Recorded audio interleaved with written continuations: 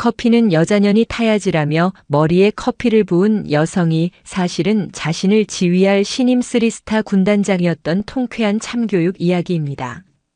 경기도 이천의 하늘은 잔뜩 찌푸린 얼굴을 하고 있었다. 금방이라도 굵은 눈물을 쏟아낼 듯 무겁게 내려앉은 먹구름은 대한민국 육군에서 가장 강력한 화력과 기동력을 자랑하는 제7기동군단 북진선봉부대의 강철 막사 위를 온통 뒤덮고 있었다. 부대 전체에 묵직하게 가라앉은 습기는 단순한 날씨 탓만은 아니었다. 며칠 후 새로운 군단장이 부임할 예정이었고 그 사실 하나만으로도 부대 전체에는 보이지 않는 긴장감이 팽팽하게 감돌았다. 군단 사령부 본청 참모장실의 주인인 박진태 대령은 창밖으로 펼쳐진 연병장을 무표정한 얼굴로 내려다보고 있었다. 그의 굳게 다문 입술과 미간에 희미하게 잡힌 주름은 그의 심기를 고스란히 대변하고 있었다. 육군사관학교를 우수한 성적으로 졸업하고 야전에서 뼈가 굵은 그였다. 누구보다 군인다운 군인이라 자부했고 북진선봉이라는 부대의 명성에 걸맞은 자부심으로 똘똘 뭉친 인물이었다. 하지만 그의 군 생활은 번번이 마지막 한 걸음을 넘지 못했다. 별 장군이라는 꿈은 몇 년째 그의 눈앞에서 아른거리기만 할 뿐 손에 잡히지 않았다. 동기들은 하나둘씩 장군이 되어 군복을 벗거나 더 높은 자리로 올라갔지만 그는 여전히 대령 계급장에 머물러 있었다. 이번에 이임하는 군단장은 박진태에게는 스승과도 같은 존재였다. 그를 아끼고 그의 능력을 높이 평가했지만 끝내 그의 어깨에 별을 달아주지는 못하고 떠났다. 그리고 그 후임으로 온다는 인물에 대한 소문은 박진태의 속을 더욱 뒤집어 놓았다. 여자, 그것도 3스타. 세상이 어떻게 돌아가는 건지. 나직이 읊조리는 그의 목소리에는 깊은 불신과 경멸이 뒤섞여 있었다. 여자가 군단장이라니. 그것도 대한민국 최정예 기동군단의 지휘관이라니. 국방부의 보여주기식 인사가 아니고서야 설명이 불가능한 일이었다. 그의 머릿속에서 여군이란 존재는 전투병과와는 어울리지 않는 그저 행정이나 지원 업무에 적합한 보조 인력일 뿐이었다. 그런 편견이 그의 뇌리에 강하게 박혀 있었다. 참모장님, 커피 한잔 하시겠습니까? 부관인 김소령이 조심스럽게 물었다. 박진태는 고개만 까딱였다. 잠시 후 김이 모락모락 피어오르는 머그잔이 그의 책상 위에 놓였다. 씁쓸한 커피 향이 코끝을 찔렀지만 그의 마음속에 자리 잡은 씁쓸함보다는 덜했다. 새로 오시는 분 어떤 분이라고들 합니까? 김소령의 물음에 박진태는 커피잔을 들다 말고 미간을 찌푸렸다. 알아서 뭐해. 어차피 얼굴마담으로 앉아있다 갈 사람인데. 실질적인 부대 운영은 우리가 다 해야지. 안 그렇소, 김소령? 김소령은 대답 없이 고개만 숙였다. 박진태의 이런 태도는 하루 이틀이 아니었다. 그는 자신의 능력에 대한 강한 자부심만큼이나 자신을 알아주지 않는 세상에 대한 불만과 피해의식도 컸다. 그리고 그 불만은 종종 엉뚱한 곳으로, 특히 자신보다 약하다고 생각하는 대상에게로 향하곤 했다. 잠깐 휴게실에 다녀오겠소. 답답한 마음에 그는 자리에서 일어났다. 본청 한편에 마련된 장교 휴게실은 비교적 한산했다.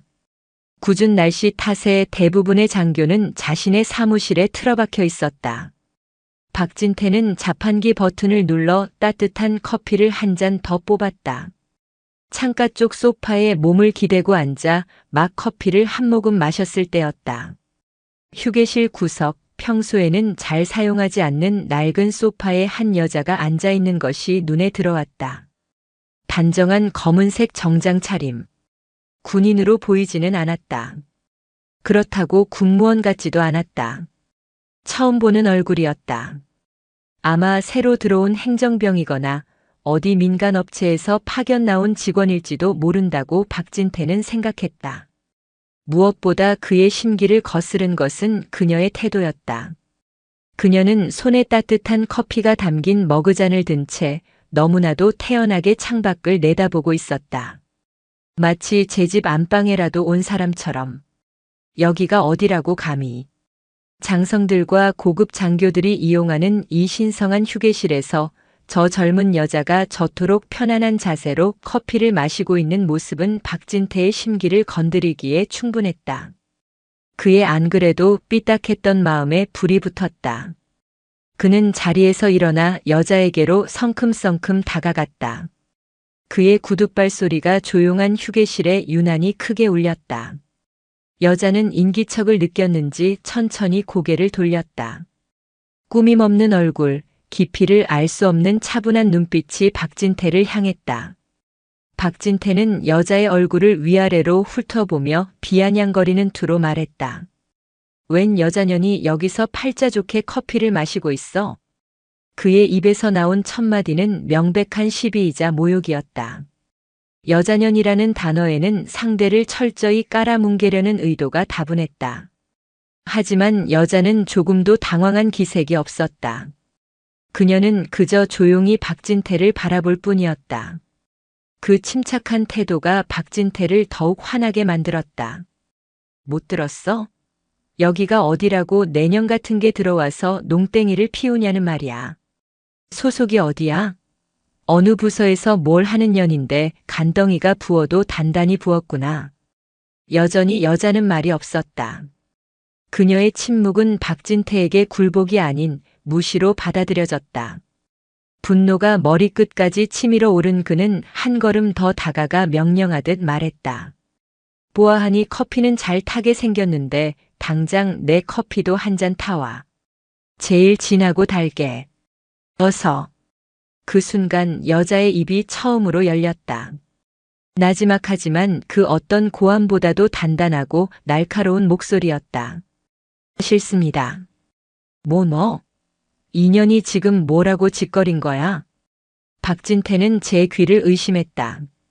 감히 자신의 면전에서 그것도 저런 하찮아 보이는 여자가 싫다고 말하는 것은 상상조차 해본 적 없는 일이었다. 지금 제정신이야? 여기가 군대라는 걸 몰라. 상급자가 시키면 까라면 까야 하는 곳이라고. 마지막으로 경고한다. 당장 가서 커피 타와. 안 그러면 내년 군 생활 아주 피곤하게 만들어줄 테니까. 그의 협박에도 여자는 눈 하나 깜빡하지 않았다. 오히려 그녀는 손에 들고 있던 머그잔을 들어 한 모금 마시려는 듯 입가로 가져갔다. 그 여유로운 행동이 박진태의 남은 이성의 끈을 완전히 끊어버렸다. 이게 진짜 보자 하니까. 박진태는 거칠게 손을 뻗어 여자의 손에 들린 머그잔을 빼앗았다. 아직 뜨거운 김이 오르고 있는 커피가 찰랑거렸다. 그리고 그는 조금의 망설임도 없이 그 머그잔을 그대로 뒤집어 여자의 머리 위로 쏟아부었다. 약 하는 비명 대신 흡 하는 짧은 숨소리가 터져 나왔다. 뜨거운 커피물이 여자의 검은 머리카락을 타고 흘러내려 하얀 블라우스 깃을 적시고 정장 재킷 어깨를 축축하게 물들였다. 달콤하고 씁쓸한 커피 향이 휴게실 전체로 역하게 퍼져나갔다. 여자의 얼굴은 고통으로 희미하게 일그러졌지만 그녀는 비명 한 번 지르지 않고 그저 두 눈을 감았다가 뜰 뿐이었다. 그 모습은 차라리 처절했다. 박진태는 여자의 머리에서 뚝뚝 떨어지는 커피 방울을 보며 만족스러운 미소를 지었다. 그는 빈 머그잔을 소파 위로 던지며 마지막 일격을 가했다. 커피는 여자년이 타야 제맛이지. 앞으로 분수를 알고 까불지 마라. 알겠냐? 그의 성차별적인 폭언이 휴게실의 공기를 얼어붙게 만들었다. 그는 이제 속이 좀 후련해진 듯 의기양양하게 돌아서서 휴게실을 나가려 했다. 바로 그때였다. 지금 여기서 무슨 짓입니까? 휴게실 입구에서 다급한 목소리가 들려왔다. 박진태가 고개를 돌리자 안절부절 못하는 표정의 장교 한 명이 헐레벌떡 뛰어오고 있었다. 군단장 부관인 최민준 대위였다. 박진태는 이 상황을 들킨 것이 조금 껄끄러웠지만 대수롭지 않게 생각했다. 어차피 최 대위는 자신의 부하이지 않은가. 최 대위 뭘 그리 놀라나. 버르장머리 없는 하급 직원이 있길래 군기를 좀 잡았을 뿐이야. 별일 아니니 자네는 볼일 보게. 하지만 최 대위의 시선은 박진태에게 향해 있지 않았다. 그는 커피에 흠뻑 젖은 채 조용히 서 있는 여자를 보고 사색이 되어 있었다. 최 대위는 거의 울상이 된 얼굴로 여자에게 달려가며 외쳤다. 군단장님, 괜찮으십니까? 세상에 이게 무슨. 군단장? 박진태의 뇌가 순간 정지했다. 군단장이라는 단어가 그의 머릿속을 몇 번이고 맴돌았지만 의미를 제대로 파악할 수 없었다. 최 대위가 잘못 말한 것이리라. 아니면 동명이인이거나. 하지만 최 대위의 다음 행동은 박진태의 마지막 희망마저 산산조각 냈다. 최 대위는 여자 앞에서 굳건한 차려 자세를 취하더니 우렁찬 목소리로 경례를 붙였다. 충성. 군단장님께 대하여 경례. 부관 대위 최민준, 늦어서 죄송합니다. 휴게실 안의 모든 공기가 진공 상태가 된 듯 했다. 박진태의 눈이 금방이라도 튀어나올 것처럼 커졌다. 그의 시선은 최 대위와 커피에 젖은 여자 사이를 미친 듯이 오갔다. 여자. 군단장. 3스타. 새로 부임한다는. 박진태의 온몸에서 피가 빠져나가는 느낌이 들었다. 손발이 차갑게 식어갔고 등줄기에서는 식은 땀이 폭포수처럼 흘러내렸다. 그는 자신이 무슨 짓을 저질렀는지 그제야 깨달았다. 자신이 여자년이라 부르며 모욕하고 머리 위에 커피를 쏟아부은 저 여인이 바로 며칠 뒤 자신이 모셔야 할 직속상관이자 대한민국 최정예 7군단의 지휘관 강지우 중장이라는 사실을. 강지우 중장은 흠뻑 젖은 머리카락을 손으로 한번 쓸어 넘겼다. 그리고는 천천히 고개를 돌려 하얗게 질린 채 석고상처럼 굳어버린 박진태를 바라보았다. 그녀의 눈빛은 여전히 차분했지만 그 깊은 곳에서는 시베리아의 겨울 바람보다도 더 차갑고 날카로운 기운이 뿜어져 나오고 있었다. 그녀는 젖은 입술을 열어 얼음처럼 차가운 목소리로 말했다. 참모장. 그 한마디에 박진태는 심장이 바닥으로 곤두박질 치는 것 같았다. 그대가 말한 진하고 단 커피 기대하고 있겠습니다. 2007군단 사령부의 대강당은 발 디딜 틈 없이 들어찬 장병들의 열기로 후끈했다. 군단 직할대 및 예하 사단과 여단의 지휘관부터 신임 소위들까지 수백 명의 눈이 단상 위를 향해 있었다. 새로운 군단장의 취임식이 거행되는 날이었다. 하지만 장병들의 표정에는 기대감보다는 호기심과 의구심 그리고 약간의 불안감이 뒤섞여 있었다. 이미 부대 전체에는 소문이 파다하게 퍼져 있었다. 새로 오는 군단장이 최초의 여성 기동 군단장이라는 사실, 그리고 그녀가 부임하기도 전에 참모장과 끔찍한 악연으로 얽혔다는 이야기까지. 특히 단상 아래 맨 앞줄에 도열한 군단 참모들의 얼굴은 하나같이 굳어 있었다. 그 중심에 있는 박진태 대령의 얼굴은 핏기 하나 없이 하얗게 질려 마치 살아있는 시체처럼 보였다. 며칠 전 휴게실에서의 사건 이후 그는 단 한숨도 제대로 잠을 이루지 못했다. 사표를 써야 할까? 아니, 어쩌면 불명예 전역으로 쫓겨나게 될지도 모른다. 그의 뇌리에서는 온갖 최악의 시나리오가 쉴 새 없이 재생되었다. 그가 평생을 바쳐 쌓아온 모든 것이 한순간의 어리석은 행동으로 무너져 내릴 위기였다. 드디어 행사 시작을 알리는 팡파르가 울리고 군단 기수단이 절도 있는 동작으로 입장했다. 장내의 모든 인원이 기립한 가운데 행사의 주인공인 강지우 중장이 모습을 드러냈다. 며칠 전의 검은 정장 차림이 아니었다. 각 잡힌 전투복, 반짝이는 전투화, 그리고 어깨 위에서 영롱하게 빛나는 세 개의 별. 그녀는 조금의 흐트러짐도 없는 자세로 단상을 향해 걸어왔다. 커피에 젖었던 그날의 초라한 모습은 온데간데 없었다. 그 자리에는 압도적인 카리스마를 뿜어내는 강철의 여장군만이 서 있었다. 박진태는 감히 그녀의 얼굴을 쳐다볼 수 없었다. 고개를 푹 숙인 그의 귓가에 또렷하고 힘있는 그녀의 목소리가 날아와 비수처럼 꽂혔다. 신고합니다. 중장 강지우는 부로 제7기동군단장 임무를 명받았습니다. 이에 신고합니다. 상급 부대장에게 대한 경례와 신고가 끝나고 군단장에게 지휘권의 상징인 부대기가 이양되었다. 강지우 중장은 부대기를 받아 힘차게 흔들었다. 그 순간 그녀는 더 이상 한 개인이 아닌 대한민국 육군 최강의 창, 북진선봉부대를 책임지는 지휘관이 되었다. 이윽고 취임사를 위한 시간. 모두가 숨을 죽이고 그녀의 입을 주목했다. 어떤 말을 할까? 여성 지휘관으로서의 포부를 밝힐까? 아니면 부드러운 리더십을 강조할까? 하지만 그녀의 입에서 나온 말은 모두의 예상을 완전히 빗나갔다. 나는 오늘 여러분에게 3가지만 당부하겠다. 그녀의 목소리는 마이크를 타고 대강당 전체에 명확하게 울려 퍼졌다. 첫째, 싸우면 반드시 이기는 부대가 되어야 한다. 둘째, 그러기 위해 평시에 죽을 각오로 훈련해야 한다. 셋째, 이 2가지를 못하겠는 군인은 지금 당장 군복을 벗어라. 이상. 단 3문장. 30초도 채 걸리지 않은 짧은 취임사였다. 화려한 미사여구도 감상적인 다짐도 없었다. 오직 군인의 본질을 꿰뚫는 강철 같은 명령만이 존재했다. 장내에는 잠시 정적이 흘렀다. 그리고 이내 그 의미를 깨달은 장병들 사이에서 우레와 같은 박수가 터져나왔다.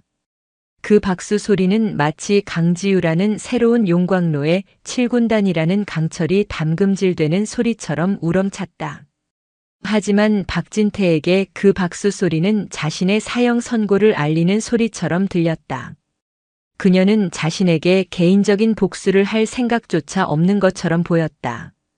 그녀의 관심은 오직 싸워 이기는 군대를 만드는 것에만 있었다.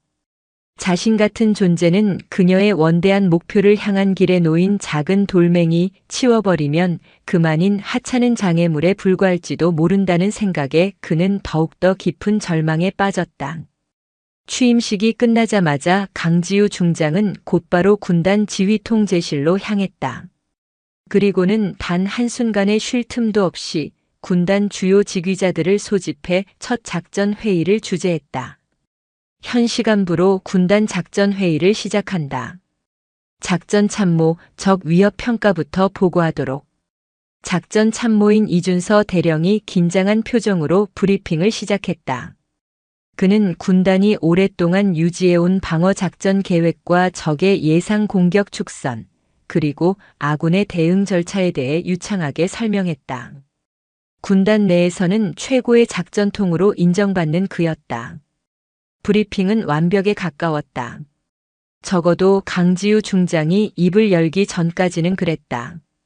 브리핑 잘 들었다. 강지우는 자리에서 일어나 거대한 작전지도 앞으로 걸어갔다. 그녀의 손에 들린 지휘봉이 지도의 한 지점을 정확히 가리켰다. 그런데 작전 참모, 이상한 점이 하나 있군. 우리의 방어 계획은 지나치게 수동적이야.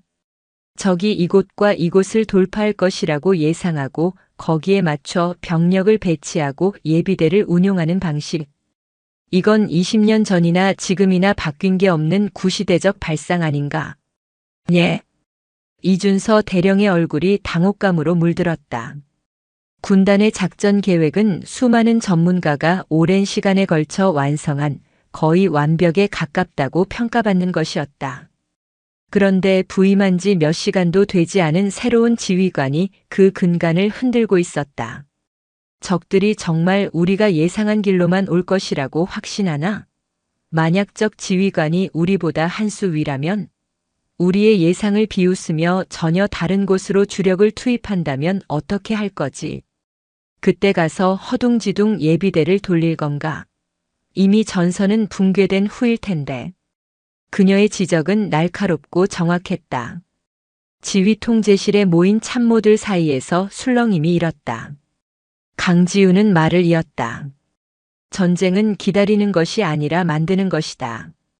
우리가 먼저 판을 짜고 적이 우리의 의도대로 움직이게 만들어야 한다. 방어에 성공하는 것에 만족해서는 안 돼. 방어를 통해 적을 끌어들여 섬멸하고 즉각 공세로 전환하여 적의 심장부를 타격할 기회를 만들어야 한다. 이것이 내가 생각하는 공세적 방어의 개념이다. 공세적 방어. 처음 들어보는 개념에 참모들은 충격에 휩싸였다. 그것은 기존의 교리를 완전히 뒤엎는 혁명적인 발상이었다. 그리고 참모장 강지우가 고개를 돌려 박진태를 바라보았다. 회의 시작 후 처음으로 마주한 시선이었다. 박진태는 저도 모르게 마른 침을 삼켰다. 지금부터 참모장에게 임무를 주겠다. 오늘 회의에서 논의된 나의 작전 구상을 바탕으로 7군단의 모든 작전 계획을 원점에서부터 재검토하라. 적의 허를 찌를 수 있는 기만 계획, 아군의 기동력을 극대화할 수 있는 새로운 공격로 개척, 그리고 방어와 동시에 공세로 전환할 수 있는 구체적인 실행 방안까지. 향후 2주 안에 새로운 작전 계획의 초안을 완성해서 나에게 보고하도록. 할 수 있겠나? 그것은 명령이었지만 동시에 시험이었다. 2주. 군단 전체의 작전 계획을 재검토하기에는 터무니없이 부족한 시간이었다. 이것은 명백한 참교육이었다. 그녀는 박진태에게 가장 어렵고 고통스러운 임무를 던져줌으로써 그의 능력을 시험하고 동시에 지난날의 과오에 대한 책임을 묻고 있었다. 만약 그가 이 임무를 완수하지 못한다면 무능함을 이유로 그를 내치는 것은 너무나도 쉬운 일이 될 터였다. 박진태의 입술이 바싹 말라붙었다. 그의 머릿속은 복잡하게 얽혔다. 분노, 굴욕감, 그리고 아주 약간의 군인으로서의 오기. 그는 여기서 무너질 수 없었다. 만약 이대로 물러난다면 그는 영원히 여자에게 커피를 부은 찌질한 대령으로 기억될 것이다. 그는 평생을 군인으로 살아온 자신의 명예를 걸고서라도 이 시험을 통과해야만 했다. 박진태는 자리에서 벌떡 일어나 강지우를 향해 경례를 붙였다. 그의 목소리는 미세하게 떨리고 있었지만 눈빛만은 이전과 달랐다. 예, 알겠습니다. 참모장 대령 박진태 군단장님의 명령을 받들겠습니다. 그의 대답을 들은 강지우의 입가에 누구도 눈치채지 못할 만큼 희미한 미소가 스쳐 지나갔다. 그녀는 알고 있었다. 박진태는 썩어빠진 군인이 아니었다. 그는 단지 낡은 시대의 편견에 갇혀 있었을 뿐, 그 내면에는 누구보다 뜨거운 군인 정신과 뛰어난 능력을 품고 있는 인재라는 것을. 그리고 그녀는 그를 꺾어버릴 생각이 없었다. 오히려 그녀는 그를 가장 날카로운 창으로 다시 벼려내어 자신과 함께 북진선봉부대를 이끌 최고의 파트너로 만들 생각이었다. 진정한 참교육은 벌을 주는 것이 아니라 스스로의 잘못을 깨닫고 변화할 기회를 주는 것이기 때문이었다. 그날 이후 7군단 사령부의 불은 밤늦게까지 꺼지지 않았다. 강철의 여장군이 던진 하나의 돌멩이가 거대한 북진선봉부대라는 호수 전체에 거대한 파문을 일으키고 있었다. 강지우 중장의 부임과 그녀가 던진 작전 계획 전면 재검토라는 폭탄은 7군단 전체를 뒤흔들었다. 특히 사령부 참모부는 그야말로 비상사태였다. 참모장인 박진태 대령의 지휘 아래 모든 참모는 밤낮을 잇고 새로운 작전 계획 수립에 매달렸다. 박진태는 도끼를 품었다. 그는 지난 수십 년간의 군 생활에서 익힌 모든 지식과 경험을 총동원했다. 그는 강지우의 공세적 방어 개념을 처음에는 코웃음 쳤지만 연구를 거듭할수록 그 안에 담긴 깊이와 날카로움에 감탄하지 않을 수 없었다. 그것은 단순히 용맹만을 앞세운 무모한 발상이 아니었다. 적의 심리를 역이용하고 아군의 강점을 극대화하며 전장의 주도권을 확실하게 장악하려는 고도의 전략적 계산이 깔려 있었다. 그는 며칠 밤을 꼬박 세워가며 지도를 들여다보고 수많은 시뮬레이션을 반복했다. 그 과정에서 그는 자신이 얼마나 타성에 젖어 있었는지, 기존의 작전 계획이 얼마나 많은 허점을 가지고 있었는지를 뼈저리게 깨달았다. 그것은 고통스러운 자기 반성의 과정이었지만 동시에 군인으로서 잊고 있던 희열을 느끼게 하는 시간이기도 했다. 그는 강지우라는 거대한 벽에 부딪혔지만 그 벽을 넘기 위해 발버둥 치는 과정에서 스스로 한 단계 성장하고 있음을 느꼈다. 하지만 모든 사람이 박진태와 같은 생각을 하는 것은 아니었다. 군단 내에는 오랫동안 박진태를 중심으로 형성된 소위 구파 세력이 존재했다. 그들은 대부분 박진태와 비슷한 연배의 대령급 장교들로 변화보다는 안정을 추구하며 기존의 질서와 관행을 중요시하는 인물들이었다. 그들의 눈에 비친 강지우는 자신들의 안락한 울타리를 무너뜨리러 온 침입자에 불과했다. 참모장님도 참 딱하십니다. 어디서 굴러먹던지도 모를 여자 밑에서 저 고생을 하고 계시니. 군수 참모인 황인철 대령이 혀를 차며 말했다. 그는 박진태와 육사 동기이자 군단 내에서 가장 목소리가 큰 인물 중 하나였다. 여자가 지휘관으로 오니 부대 전체가 쓸데없이 시끄러워졌어. 작전 계획 재검토? 그게 말이나 되는 소립니까? 우리가 수십 년간 갈고 닦은 계획을 고작 며칠 만에 뒤집으라니. 전형적인 보여주기식 행정이야. 인사참모인 오성규 대령도 거들었다. 그들은 박진태가 없는 자리에서 노골적으로 강지우에 대한 불만을 터뜨렸다. 그들의 불만은 단순히 여성 지휘관에 대한 반감을 넘어 자신들의 기득권이 흔들리는 것에 대한 불안감에서 비롯된 것이었다. 강지우는 부임하자마자 능력 위주의 파격적인 인사를 예고했고 훈련 성과가 미진한 지휘관은 가차없이 교체하겠다고 공언했다. 이는 곧 무사한 일주의에 젖어 있던 구파 참모들에게는 직접적인 위협이었다. 그들은 은밀하게 자신들의 세력을 규합하며 강지우의 리더십에 흠집을 내기 위한 공작을 시작했다. 군 내부 통신망 익명 게시판에 교묘하게 사실을 왜곡한 비방글을 올리는 것이 그 시작이었다. 새 군단장의 독단적인 부대 운영, 장병들의 피로만 가중시킨다. 실전 경험도 없는 지휘관의 탁상 공론, 7군단의 앞날이 우려된다와 같은 자극적인 제목의 글들이 연이어 올라왔다. 글에는 직접적으로 강지우의 실명이 거론되지는 않았지만 누가 봐도 그녀를 겨냥한 것임을 알 수 있었다. 이러한 내부의 균열과 별개로 부대에는 새로운 바람도 불고 있었다. 특히 젊은 장교들과 부사관들은 강지우의 등장에 열광했다. 그들은 낡은 관행과 권위주의에 찌든 기존 지휘부와는 다른 오직 실력과 능력으로 모든 것을 평가하는 강지우의 모습에서 희망을 보았다. 그 중심에는 정보처에서 근무하는 김소현 소령이 있었다. 그녀는 여군이라는 이유만으로 보이지 않는 차별과 한계를 느껴왔던 인물이었다. 하지만 강지우라는 존재는 그녀에게 거대한 등대와도 같았다. 김소연은 강지우가 재검토를 지시한 작전 계획 수립에 그 누구보다 적극적으로 참여했다. 그녀는 자신이 가진 모든 정보 분석 능력을 쏟아부어 적의 예상치 못한 침투 경로와 취약점을 분석한 보고서를 작성했다. 어느 날 밤 김소연은 완성된 보고서를 들고 참모장실의 문을 두드렸다. 박진태는 수북이 쌓인 서류와 지도에 파묻혀 있었다. 퀭한 눈, 까칠한 턱수염. 며칠간의 고생이 그의 얼굴에 고스란히 새겨져 있었다. 참모장님, 정보처 김소현 소령입니다.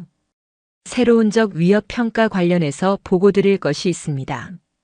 박진태는 귀찮다는 듯 손을 저으려다 보고서 표지에 적힌 특수작전부대 침투 예상 경로 분석이라는 문구를 보고 눈을 번쩍 떴다.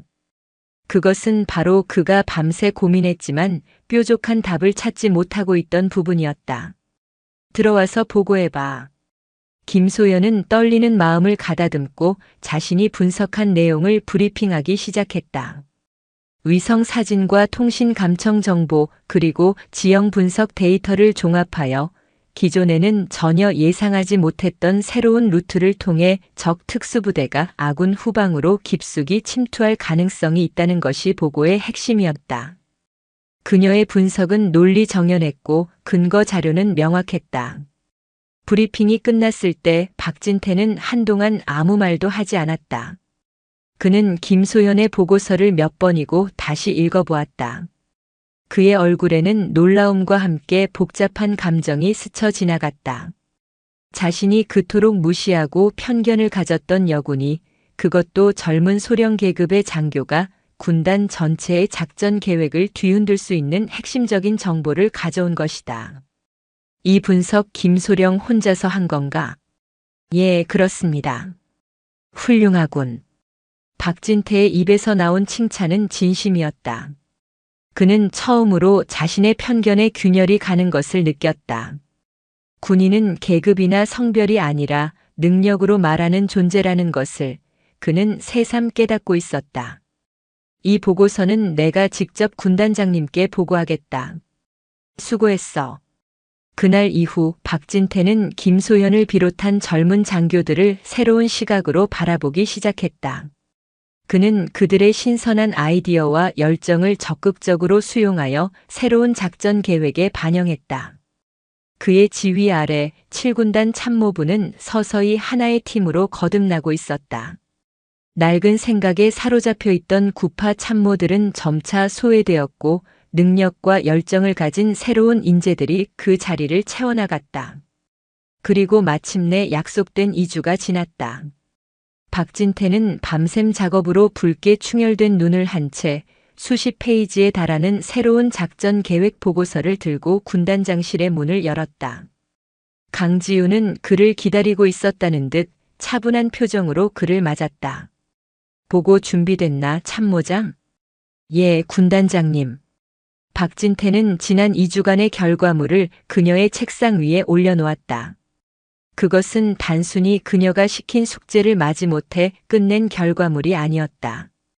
거기에는 그의 모든 것, 그리고 7군단 참모부의 새로운 희망이 담겨 있었다. 강지우는 보고서를 천천히 넘겨보기 시작했다. 그녀의 날카로운 눈빛이 페이지 하나하나를 꼼꼼하게 훑었다. 시간이 흐를수록 그녀의 표정은 미묘하게 변해갔다. 그리고 마지막 페이지를 덮었을 때 그녀는 마침내 고개를 들어 박진태를 바라보며 말했다. 참모장 수고 많았어. 이 정도면 합격점을 주어도 되겠군. 그 순간 박진태는 온몸의 긴장이 탁 풀리는 것을 느꼈다. 그것은 그가 군 생활 내내 들었던 그 어떤 칭찬보다도 값진 인정이었다. 비록 시작은 악연이었지만 그는 강지우라는 거대한 파도를 넘어 군인으로서 한 단계 더 나아가고 있었다. 보이지 않는 균열은 서서히 메워지고 그 자리에는 새로운 신뢰와 희망의 바람이 불어오고 있었다. 강지우 중장과 박진태 대령이 밤낮으로 완성해낸 새로운 작전 계획은 7군단 전체에 하달되었다. 선제적 방어와 입체적 공세 기동. 이름부터 생소한 이 계획은 군단 전체를 거대한 소용돌이 속으로 몰아넣었다. 모든 부대는 기존의 훈련 계획을 전면 중단하고 새로운 작전 개념에 따른 부대 개편과 전술 훈련에 돌입했다. 장병들의 얼굴에는 피로와 함께 미묘한 흥분감이 감돌았다. 특히 K2 흑표 전차와 K9 자주포, K21 장갑차 등 대한민국 최강의 기동 장비들을 운용하는 기갑 및 기계화보병 부대원들의 사기는 하늘을 찔렀다. 그들은 마침내 자신들의 발을 묶고 있던 낡은 족쇄를 끊고 전장을 마음껏 유린할 수 있는 새로운 창을 손에 쥔 기분이었다. 하지만 빛이 강할수록 그림자는 더욱 짙어지는 법. 이러한 혁신적인 변화의 이면에서는 불만과 반발의 목소리가 은밀하게, 그러나 조직적으로 퍼져나가고 있었다. 그 중심에는 군수참모인 황인철 대령과 인사참모 오성규 대령이 있었다. 그들은 박진태가 강지우에게 완전히 동화되어 가는 모습을 보며 배신감과 위기감을 동시에 느꼈다. 박 대령도 이제 맛이 갔어. 여자 치맛바람에 정신을 못 차리는군. 어느 날 밤 부대 내 인적이 드문 창고 뒤편에서 만난 두 사람은 노골적으로 불만을 터뜨렸다. 황인철 대령이 담배 연기를 길게 내뿜으며 말했다. 새 작전 계획이라는 걸 들여다봤나? 아주 가관이야. 모든 기동부대의 보급 주기를 절반으로 줄이고 야전에서 모든 정비를 끝내라고. 이게 탁상 공론이 아니고 뭔가. K2 전차 한 대에 들어가는 유류가 얼만 줄은 알고 하는 소린가 몰라. 저 여자 전쟁을 책으로만 배운 게 틀림없어. 그러게 말입니다. 오성규 대령이 맞장구를 쳤다. 인사관리도 엉망입니다. 근속 연수나 경력은 싹 무시하고 무슨 훈련 평가 점수 같은 걸로 진급 심사를 하겠답니다. 평생을 군대에 몸 바쳐온 고참들의 명예는 어디로 가고 갓 들어온 애송이들을 우대하겠다는 거 아닙니까? 이건 군의 근간을 흔드는 짓입니다. 그들의 눈에는 강지우의 모든 개혁이 그저 자신의 권력을 과시하고 기존의 질서를 파괴하려는 위험한 도박으로만 보였다. 그리고 그 도박의 가장 큰 희생자는 바로 자신들이 될 것이라는 불안감이 그들을 사로잡았다. 이대로는 안 돼. 뭔가 수를 써야지. 황인철의 눈이 번뜩였다. 군단장에게 직접 반기를 들 수는 없어. 그랬다간 우리 목만 날아갈 테니. 하지만 저 여자의 계획이 얼마나 허무맹랑하고 위험천만한지를 모두의 눈앞에 똑똑히 보여줄 방법은 있지. 방법이라니요? 곧 있으면 군단 전체 훈련에 앞서 각 부대별로 준비태세 점검을 겸한 소규모 기동훈련을 실시할 걸세. 특히 기갑여단의 전차대대가 새로운 공세 기동 전술을 처음으로 선보이는 훈련이 잡혀있지. 만약 그 훈련이 처참하게 실패한다면 어떻게 될까? 황인철의 말에 오성규의 얼굴에 음흉한 미소가 번졌다. 모든 비난의 화살은 무리한 계획을 밀어붙인 군단장에게로 향하겠지요. 그리고 그 계획을 맹목적으로 따랐던 참모장에게도. 바로 그거야. 우리는 실패의 원인을 제공하기만 하면 돼. 아주 사소하고 기술적인 문제인 것처럼 보이게 말이야. 그들의 음모는 치밀했다. 황인철은 자신의 직위인 군수참모라는 점을 10분 활용하기로 했다. 기동훈련에서 가장 중요한 것은 유류와 탄약 보급이다. 특히 강지우의 새로운 작전은 신속한 기동을 핵심으로 하기에 유류 보급의 중요성은 그 어느 때보다도 컸다. 황인철은 바로 그 지점을 파고들었다. 그는 예하 보급부대의 비밀리에 연락하여 훈련 당일 기갑여단 전차대대로 향하는 유조차들의 출발 시간을 의도적으로 지연시키도록 지시했다. 이유는 간단했다. 사소한 행정 착오 혹은 차량의 기계 결함. 누구도 쉽게 의심할 수 없는 군대에서 흔히 일어날 수 있는 일들이었다. 며칠 후 7군단의 심장부인 한 기갑여단의 훈련이 시작되었다. 훈련은 강지우 중장과 박진태 대령을 비롯한 군단 참모 전원이 지켜보는 가운데 진행되었다. 수십 대의 K2 흑표 전차가 굉음을 내며 대지를 박차고 나아갔다. 강지우가 입안한 새로운 전술에 따라 전차들은 기존의 선형 대형에서 벗어나 여러 개의 쐐기 대형으로 나뉘어 목표 지점을 향해 파도처럼 밀려들었다.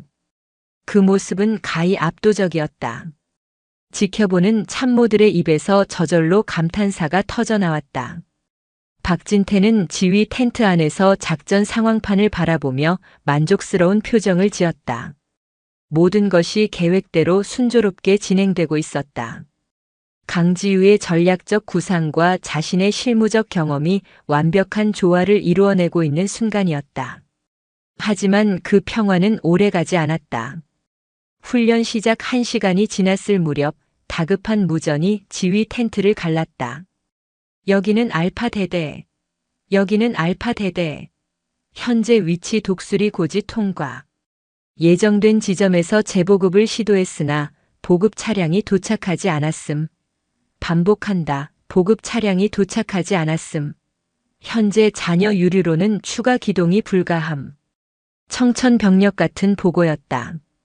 지휘 텐트 안의 공기가 순간적으로 얼어붙었다. 모든 시선이 군수 참모인 황인철 대령에게로 향했다. 황인철은 당황한 척 연기하며 무전기를 붙잡고 소리쳤다. 보급 부대 응답하라. 어찌 된 일인가? 잠시 후 기다렸다는 듯이 보급 부대에서 답신이 왔다. 송구합니다. 유조차 한 대의 기계 결함이 발생하여 전체 수송 행렬이 지연되고 있습니다. 현재 긴급 조치 중이나 현장 도착까지는 최소 2시간 이상 소요될 것으로 예상됩니다. 2시간. 전장에서 2시간은 영원과도 같은 시간이다. 특히 적진 깊숙이 침투한 기갑부대에게 유류고갈은 곧 죽음을 의미했다. 전차들은 독수리 고지라 불리는 사방이 뻥 뚫린 구릉지에 그대로 멈춰 서고 말았다.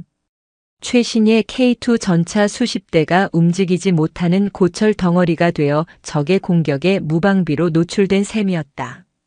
아니나 다를까 훈련을 통제하던 대항군 가상의 적군은 이 절호의 기회를 놓치지 않았다.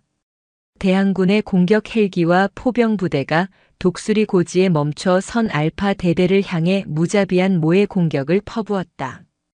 작전 상황판 위 알파 대대를 상징하던 아군 마크들이 허무하게 하나둘씩 격파를 의미하는 붉은색으로 바뀌어갔다. 이럴 수가. 박진태는 망연자실한 표정으로 상황판을 바라보았다. 그의 심장이 차갑게 식어내렸다. 실패였다. 야심차게 준비했던 첫 훈련은 처참한 실패로 돌아갔다. 황인철과 오성규는 속으로 쾌재를 불렀지만 겉으로는 심각한 표정을 지으며 서로에게 의미심장한 눈짓을 교환했다. 무리한 기동이 문제였습니다.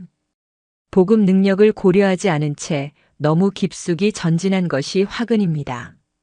황인철이 마치 기다렸다는 듯이 모두에게 들으라는 큰 소리로 말했다. 그의 말은 비수처럼 강지우와 박진태에게 날아가 꽂혔다. 다른 참모들 사이에서도 역시 무리였어. 여자 군단장이 뭘 알겠어 하는 수군거림이 희미하게 흘러나왔다. 모든 것이 황인철의 시나리오대로 흘러가는 듯 했다. 이제 남은 것은 강지우 중장이 이 실패를 어떻게 수습하느냐였다. 모두의 시선이 굳은 표정으로 상황판을 응시하고 있는 강지우에게로 쏠렸다. 그녀가 당황하거나 분노하거나 혹은 누군가를 질책할 것이라고 모두가 예상했다. 하지만 강지우의 반응은 그들의 예상을 완전히 벗어났다. 그녀는 조금도 동요하지 않았다. 오히려 그녀의 입가에는 얼음장처럼 차가운 미소마저 감돌고 있었다. 그녀는 천천히 뒤를 돌아 황인철 대령을 똑바로 바라보며 말했다. 군수참모 정말 그렇게 생각하나? 이번 실패의 원인이 무리한 기동 때문이라고. 그녀의 목소리는 조용했지만 그 안에는 강철 같은 힘이 담겨 있었다. 황인철은 자신도 모르게 움찔했다. 그럼 아니란 말씀이십니까? 그래. 자네는 아주 큰 착각을 하고 있어. 강지우는 작전 지도 앞으로 걸어가 지휘봉으로 독수리 고지에서 완전히 다른 방향에 있는 한 지점을 가리켰다. 그곳은 짙은 숲으로 위장된 깊은 계곡이었다. 자네 눈에는 지금 알파 대대가 고립된 것처럼 보이겠지. 하지만 내 눈에는 굶주린 늑대들이 사냥감을 덫으로 완벽하게 유인한 것처럼 보이는군. 그녀는 지휘 텐트 전체에 울리도록 힘있는 목소리로 명령했다. 지금 즉시 플랜 B를 가동한다. 포병 부대는 약속된 천둥 지점에 모든 화력을 집중하라. 예비대로 대기 중이던 브라보 기갑 대대는 번개 경로를 따라 즉시 우회 기동, 독수리 고지로 향하는 적의 퇴로를 차단하라. 이것은 훈련이 아니다. 실전이다. 플랜 B. 처음 들어보는 작전명에 황인철과 오성규의 얼굴이 하얗게 질렸다. 그리고 그 순간 지축을 흔드는 거대한 굉음이 훈련장 전체를 뒤덮었다. 그들의 음모와 배신을 비웃기라도 하듯 강철의 여장군은 이미 모든 것을 내다보고 훨씬 더 무서운 반격을 준비해두고 있었던 것이다. 강지우 중장의 플랜 B 가동 명령이 떨어지자마자 훈련장의 양상은 180도 뒤바뀌었다. 천둥이라 명명된 좌표, 즉 대항군 포병 부대가 밀집해 있던 계곡을 향해 아군의 K9 자주포들이 일제히 불을 뿜었다. 하늘을 가르며 날아간 수십 발의 포탄은 대항군 포병 진지를 정확하게 강타했고 상황판 위에는 대항군의 포병 전력이 순식간에 괴멸되었음을 알리는 신호가 떴다. 동시에 숲속에 은밀하게 매복하고 있던 브라보 기갑 대대의 K2 전차들이 지축을 울리는 굉음과 함께 모습을 드러냈다. 그들은 강지우가 사전에 개척해둔 번개 경로, 즉 대항군의 감시를 완벽하게 피할 수 있는 계곡과 능선을 따라 무서운 속도로 기동했다. 그들의 목표는 단 하나, 독수리 고지의 알파 대대를 섬멸하기 위해 달려들던 대항군 주력 부대의 배후를 가격하고 퇴로를 차단하는 것이었다. 지휘 텐트 안의 모든 참모는 입을 다물지 못했다. 이것은 우연이 아니었다. 모든 것이 마치 잘 짜인 각본처럼 완벽하게 맞물려 돌아가고 있었다. 독수리 고지에 고립되었던 알파 대대는 미끼였다. 유류 보급이 끊긴 척 연기하여 적 주력 부대를 유인하기 위한 정교한 함정이었던 것이다. 이럴 수가. 황인철 대령의 얼굴에서 핏기가 완전히 사라졌다. 그는 자신의 눈앞에서 벌어지는 광경을 믿을 수 없었다. 자신의 치밀한 계획이 오히려 상대방의 손바닥 위에서 완벽하게 역이용당했다는 사실을 깨달은 것이다. 박진태 대령은 주먹을 불끈 쥐었다.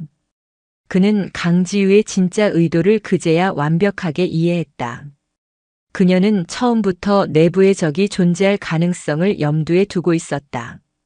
그녀는 단순히 훈련을 성공시키는 것을 넘어 이번 기회를 통해 군단 내부에 숨어 있는 불순분자들을 색출하고 동시에 자신의 새로운 작전 개념이 얼마나 유연하고 강력한지를 모두에게 증명해 보이려 했던 것이다. 박진태는 온몸에 소름이 돋는 것을 느꼈다. 이것이 바로 자신이 모시게 된 지휘관 강지우의 스케일이었다. 그는 망설임 없이 무전기를 잡고 포병 부대와 브라보 대대의 정확한 좌표와 기동 명령을 하달하기 시작했다. 그의 목소리에는 이제 한치의 의심도 남아있지 않았다. 오직 자신의 지휘관에 대한 절대적인 신뢰만이 담겨 있었다. 전세는 순식간에 역전되었다.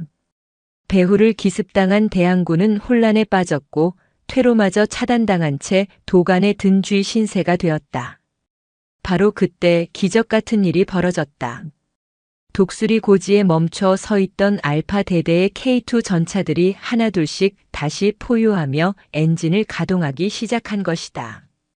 그리고는 마치 기다렸다는 듯이 혼란에 빠진 대항군을 향해 맹렬한 역습을 감행했다. 아니, 유류가 없다고 하지 않았나? 누군가 소리쳤다. 그 순간 지휘 텐트 한쪽 스크린에 영상 하나가 재생되었다. 그것은 훈련장 상공을 비행하던 드론이 촬영한 실시간 영상이었다. 영상 속에는 굵은 땀방울을 흘리며 K2 전차의 외부 보조 연료 탱크를 해체하는 전차병들의 모습이 담겨 있었다. 강지우가 마이크를 잡고 차분하게 설명했다. 나의 새로운 작전 계획에는 최악의 상황을 가정한 비상 대응 절차가 포함되어 있다. 모든 기갑 차량은 작전 투입 시 기본 연료 외에 2시간 이상 추가 기동이 가능한 비상 연료를 별도의 보조 탱크에 적재한다. 그리고 모든 승무원은 외부의 도움 없이 10분 이내에 비상 연료 라인을 연결하는 훈련을 반복 숙달했다. 자네들이 실패라고 단정했던 그 순간에도 알파 대대 장병들은 멈춰 선 것이 아니라 조용히 반격의 칼을 갈고 있었던 것이다. 그녀의 설명은 확인 사살과도 같았다. 황인철과 오성규는 그 자리에 주저앉고 싶은 심정이었다. 그들의 얄팍한 음모는 강지우의 거대한 손바닥 안에서 완벽하게 분쇄되었다. 훈련은 7군단의 압도적인 승리로 끝이 났다. 상황 종료가 선언되자 강지우는 모든 참모를 지휘 텐트 중앙으로 집결시켰다. 텐트 안에는 무거운 침묵이 흘렀다. 강지우는 아무 말 없이 훈련 결과를 분석한 데이터가 정리된 보고서 한 뭉치를 테이블 위에 던졌다. 이번 훈련의 결과다. 전술적으로는 완벽한 승리였지만 나는 오늘 우리 군단이 창군 이래 최악의 패배를 기록했다고 생각한다. 그녀의 말에 모두가 의아한 표정을 지었다. 전쟁에서 가장 무서운 적은 외부에 있는 것이 아니라 내부에 있기 때문이다. 자신의 안위를 위해 동료를 배신하고 국가를 위험에 빠뜨리는 자들이야말로 우리가 가장 먼저 척결해야 할 암적인 존재다. 그녀는 차가운 눈으로 황인철과 오성규를 쏘아보았다. 두 사람은 고개를 들지 못했다. 여기 아주 흥미로운 자료가 있다. 강지우가 스크린에 새로운 데이터를 띄웠다. 그것은 훈련 당일 군수사령부와 예하보급부대 사이에서 오고 간 모든 통신 기록과 유조차들의 위성항법 장치 GPS 이동 기록이었다. 군수참모 황인철 대령. 자네는 차량의 기계 결함으로 보급이 늦어졌다고 보고했지. 하지만 여기 기록을 보게. 유조차들은 부대를 출발한 직후부터 약 1시간 30분 동안 훈련장과는 전혀 다른 방향에 있는 한적한 휴게소에 이유 없이 머물러 있었다. 그리고 그 시간 자네의 개인 휴대전화는 예하 보급대대장과 수차례 통화한 기록이 남아있군. 이것도 사소한 행정착오라고 변명할 텐가. 빼도 박도 못하는 증거였다. 황인철의 얼굴은 하얗다 못해 파랗게 질렸다. 오성규 역시 사시나무 떨듯 몸을 떨었다. 강지우는 자리에서 일어나 그들에게로 천천히 다가갔다. 그녀의 구둣발 소리가 지휘 텐트 안에 사형 선고처럼 울려 퍼졌다. 나는 군인에게 두 번의 기회는 주지 않는다. 특히 적에게 총을 겨눠야 할 군인이 아군에게 칼을 꽂는 행위는 절대로 용서하지 않는다. 그녀는 박진태 대령을 향해 고개를 돌렸다. 참모장. 두 사람을 당장 보직 해임하고 군단 헌병대의 직무유기 및 이적 행위 혐의로 정식 수사를 의뢰하도록.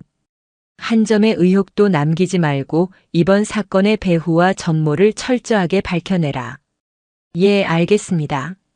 박진태는 우렁찬 목소리로 대답했다. 그의 눈빛에는 더 이상 강지우에 대한 의심이나 반감이 존재하지 않았다. 오직 강철 같은 군인에 대한 무한한 존경과 충성심만이 가득했다. 헌병들에게 양팔이 붙들려 끌려나가면서도 황인철은 마지막 발악처럼 소리쳤다. 내년이라고 무사할 것 같아. 두고 봐. 너도 똑같이 당하게 될 거야.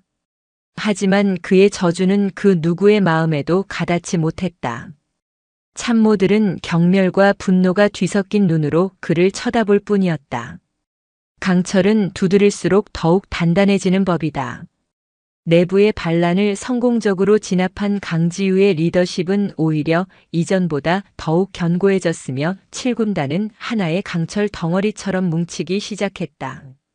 실현을 통해 더 강해진 북진선봉부대는 이제 그 누구도 막을 수 없는 거대한 폭풍의 눈이 되어가고 있었다. 내부의 반란 세력이었던 황인철과 오성규 대령이 군법에 따라 엄중하게 처벌되자 7군단에는 서늘한 긴장감과 함께 새로운 질서가 자리 잡았다. 더 이상 그 누구도 강지우 중장의 리더십에 공개적으로 토를 달지 못했다. 아니, 못하는 것을 넘어 이제는 진심으로 그녀를 신뢰하고 따르기 시작했다. 특히 소규모 기동 훈련에서 보여준 그녀의 경이로운 통찰력과 위기관리 능력은 모든 장병에게 깊은 감명을 주었다. 그녀는 단순한 여성 장군이 아니라 전장의 흐름을 읽고 승리를 창조해내는 진정한 전략가였다. 내부의 적을 정리한 강지우는 이제 본격적으로 7군단 전체를 자신의 구상에 맞는 최강의 전투부대로 담금질하기 시작했다. 그 마지막 관문은 바로 군단 전체의 전투력을 종합적으로 평가하는 대규모 야외 기동 훈련 FTX였다. 이 훈련은 단순히 7군단 내부의 행사가 아니었다. 합참과 육군본부의 주요 지휘관들이 모두 참관하는 그야말로 7군단의 명운이 걸린 시험대였다. 특히 합참의 작전본부장인 이강석 대장은 대표적인 보수파 장성이었다. 그는 강지우의 공세적 방어 개념을 매우 위험하고 현실성 없는 발상이라고 공공연하게 비판해온 인물이었다. 그는 이번 훈련의 통제관을 자처하며 7군단의 상대 역할인 대항군에게 의도적으로 유리한 조건을 부여했다. 대항군은 수적으로도 7군단과 대등했으며 지형적으로도 방어에 훨씬 유리한 고지를 먼저 선점하고 있었다.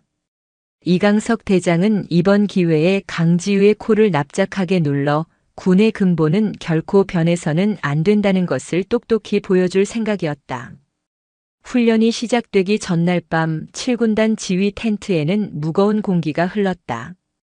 거대한 작전 지도 앞에는 강지우 중장과 박진태 대령이 나란히 서 있었다. 그들의 뒤로는 이제 완전히 새로운 인물들로 채워진 참모들이 긴장된 표정으로 대기하고 있었다. 상황이 우리에게 매우 불리합니다, 군단장님. 작전 참모가 된 김소현 소령이 브리핑했다. 그녀는 파격적인 인사 조치로 소령임에도 불구하고 군단 작전 참모라는 중책을 맡게 되었다. 대항군은 이미 철옹성 고지라 불리는 주요 방어 거점을 모두 장악하고 견고한 방어선을 구축했습니다. 우리가 그들의 방어선을 정면으로 돌파하기 위해서는 최소 2배 이상의 병력 손실을 각오해야 합니다. 지휘 텐트 안의 분위기가 더욱 무겁게 가라앉았다. 모두의 시선이 강지우에게로 향했다. 정면 돌파는 없다. 강지우가 나지막하지만 단호한 목소리로 말했다. 사자는 토끼를 잡을 때도 최선을 다하는 법. 하물며 우리 앞에 적은 토끼가 아니라 강철 이빨을 가진 호랑이다. 호랑이를 잡으려면 호랑이의 눈을 속여야지. 그녀는 박진태를 바라보았다. 두 사람의 시선이 허공에서 마주쳤다. 이제 그들의 눈빛에는 그 어떤 불신이나 어색함도 없었다. 오직 서로에 대한 완벽한 이해와 신뢰만이 존재했다. 참모장, 우리의 트로이의 목마는 준비되었나? 예, 군단장님.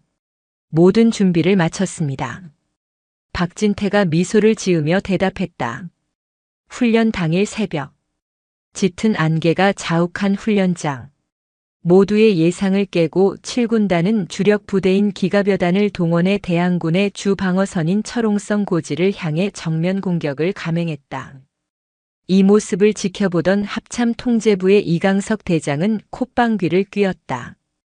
쯧쯧, 결국 저돌적인 공격밖에 모르는군. 계란으로 바위치기야. 강지우 중장도 별 수 없구만. 그의 예상대로 7군단의 공격은 대항군의 견고한 방어선 앞에서 번번이 좌절되었다. 수많은 전차와 장갑차가 격파 판정을 받았고 공격은 좀처럼 활로를 찾지 못했다. 시간은 흘러 훈련 첫날이 저물어갈 무렵 7군단은 막대한 피해만 입은 채 공격을 멈추고 전열을 재정비하는 듯 보였다. 대항군 지휘부는 섣부른 승리를 예감하며 축배를 들 준비를 하고 있었다. 바로 그때였다. 대항군 지휘부가 자리 잡고 있던 후방의 깊은 산속에서 갑자기 거대한 폭음과 함께 섬광이 하늘로 치솟았다. 동시에 대항군의 모든 통신망이 마비되고 지휘 체계가 순식간에 붕괴되었다. 무슨 일이냐? 보고하라. 대항군 지휘관이 고함을 쳤지만 돌아오는 것은 지지직거리는 소음뿐이었다. 그들이 혼란에 빠져 있는 사이 어둠을 뚫고 수십 개의 검은 그림자들이 나타나 순식간에 대항군 지휘부를 점령했다. 그들은 바로 7군단 최정예 특임대대원들이었다. 이것이 바로 강지우와 박진태가 준비한 트로이의 목마 작전이었다. 철옹성 고지를 향한 정면 공격은 모두의 시선을 끌기 위한 거대한 미끼였다. 그 사이 박진태가 직접 지휘하는 특임대대와 공병부대는 훈련 시작 전날 밤 대항군의 감시망을 피해 적 후방의 험준한 산악 지형으로 은밀하게 침투했다. 그들은 사람이 다닐 수 없는 절벽에 로프를 설치하고 강을 도하하며 무려 20시간이 넘는 행군 끝에 대항군 지휘부의 심장부에 도달한 것이었다. 이게 어떻게 가능하지? 합참 통제 텐트에서 이 광경을 실시간으로 지켜보던 이강석 대장은 충격으로 말을 잇지 못했다. 그는 7군단의 모든 병력 이동 현황을 위성과 드론으로 감시하고 있었다. 하지만 박진태가 이끄는 특임대의 침투는 그 어떤 감시 장비에도 포착되지 않았다. 박진태는 과거 야전 경험을 총동원하여 최첨단 감시 장비의 허점을 파고드는 아날로그적인 방식으로 침투 경로를 개척했던 것이다. 지휘부가 붕괴되자 대항군은 우왕좌왕하기 시작했다. 바로 그 순간을 기다렸다는 듯이 공격을 멈추고 숨을 고르고 있던 7군단의 주력 부대가 다시 한번 총공세를 시작했다. 이번에는 정면이 아니었다. 주력인 1기갑여단은 동쪽에서 예비되었던 2기계 화보병사단은 서쪽에서 마치 거대한 양팔로 적을 감싸 안듯 대항군의 측면을 파고들었다. 대항군의 방어선은 허무하게 무너져 내렸다. 지휘관을 잃은 병사들은 제대로 된 저항 한번 해보지 못하고 각계격파당했다. 강지우의 공세적 방어는 적의 공격을 막아낸 뒤 역습하는 개념이 아니었다. 아군의 수세와 후퇴마저도 적을 끌어들여 섬멸하기 위한 공세의 일부였던 것이다. 훈련은 7군단의 완벽한 승리로 끝났다. 훈련이 종료되었을 때 이강석 대장을 비롯한 합참 지휘관들은 할 말을 잃은 채 멍하니 상황판만 바라보고 있었다. 훈련이 끝난 후 강지우 중장은 승리에 도취하지 않고 조용히 훈련장을 내려다볼 수 있는 작은 언덕에 올랐다. 먼지 자욱한 평원 위로 승리를 거둔 수많은 K2 전차와 장갑차들이 질서정연하게 도열해 있었다. 그 모습은 마치 그녀의 명령을 기다리는 강철의 숲과도 같았다. 잠시 후 박진태 대령이 그녀의 곁으로 다가왔다. 그의 전투복은 흙먼지와 땀으로 얼룩져 있었지만 그의 얼굴에는 그 어느 때보다도 밝은 미소가 걸려 있었다. 군단장님. 수고했소 참모장. 이번 작전의 1등 공신이야. 강지우의 칭찬에 박진태는 고개를 저었다. 아닙니다. 저는 그저 군단장님께서 그려주신 완벽한 설계도 위에 벽돌 몇 개를 올렸을 뿐입니다. 그는 잠시 말을 멈추고 눈앞에 펼쳐진 광경을 바라보았다. 그리고는 가슴 깊은 곳에서 우러나오는 목소리로 말했다. 군단장님, 제 평생 최고의 작전이었습니다. 그 말에 강지우는 처음으로 그에게 따뜻하고 진심 어린 미소를 보여주었다. 그것은 더 이상 상관과 부하 사이의 미소가 아니었다.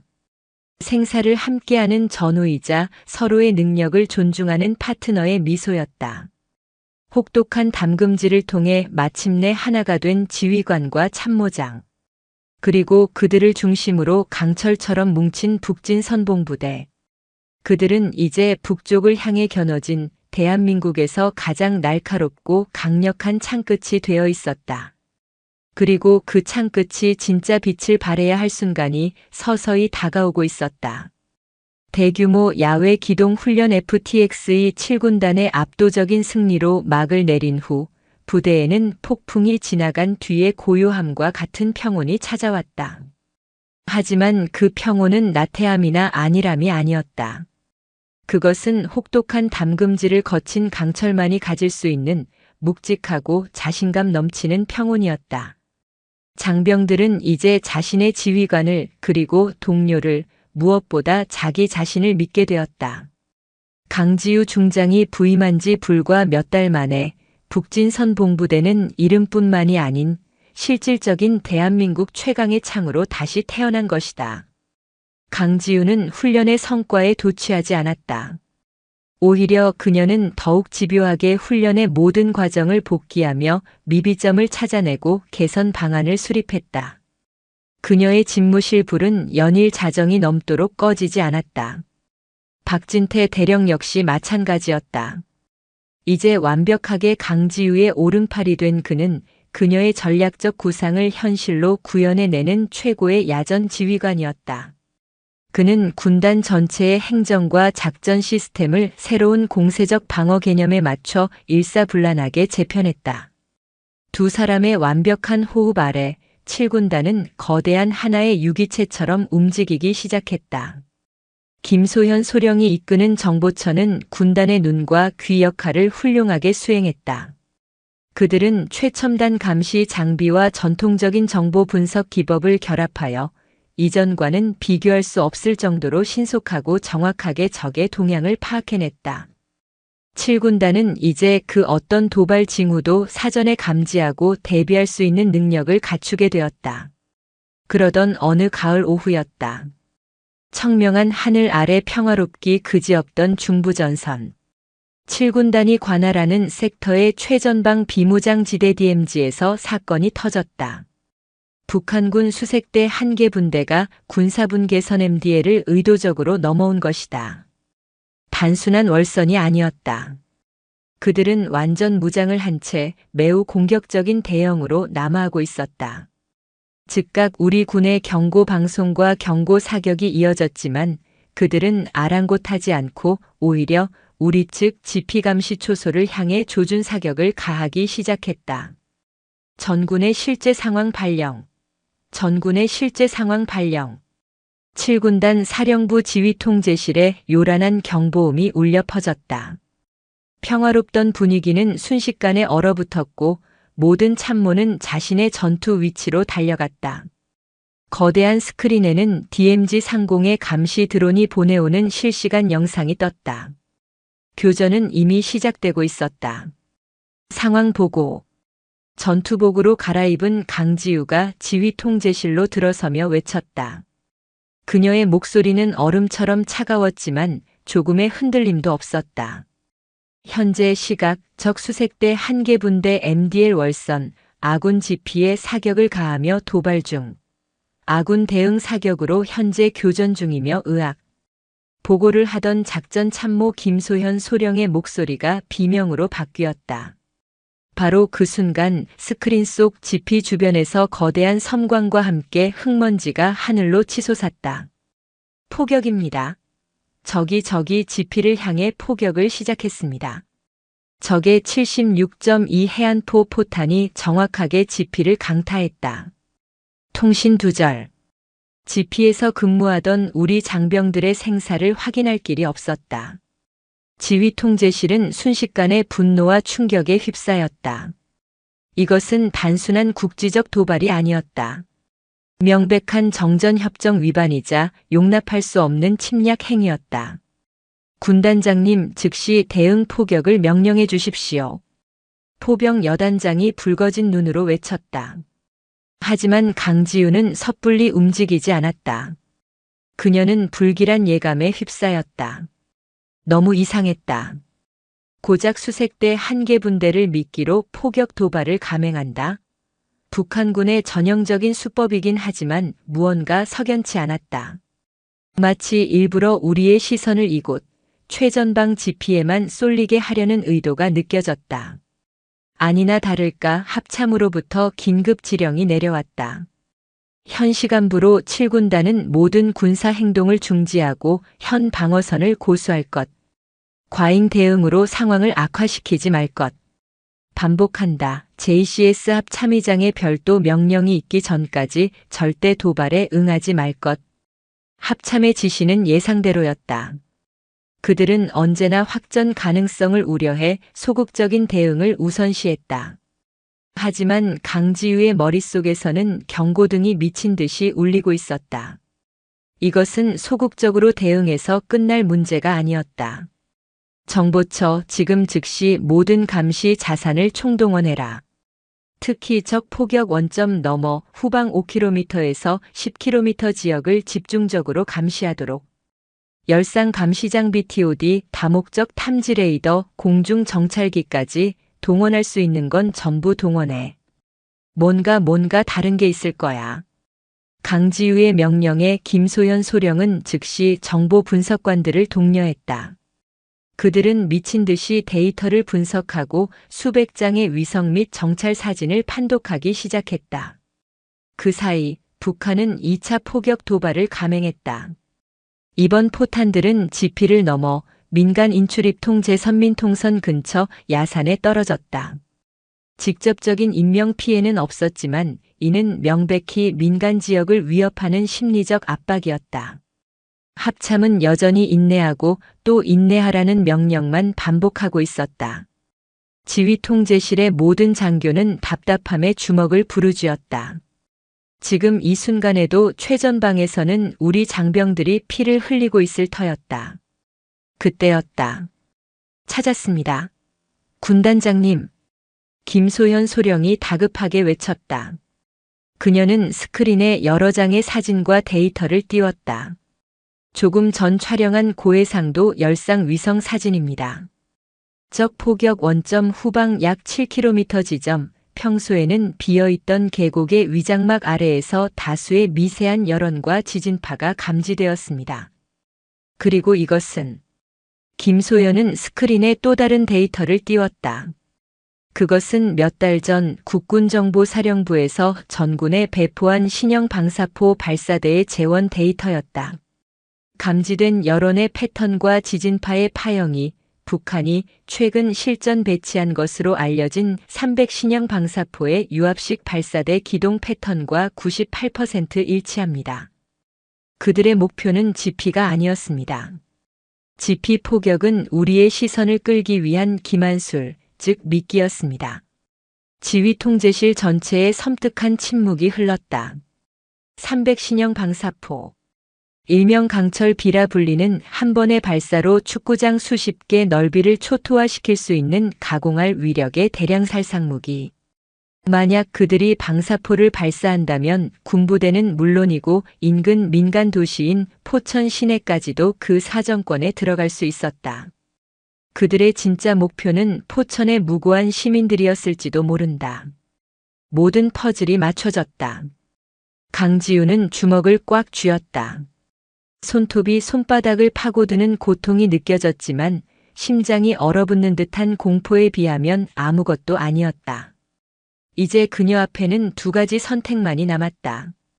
합참의 명령에 복종하여 현상 유지를 하다가 수만 명의 목숨을 앗아갈 끔찍한 재앙이 터지는 것을 지켜볼 것인가.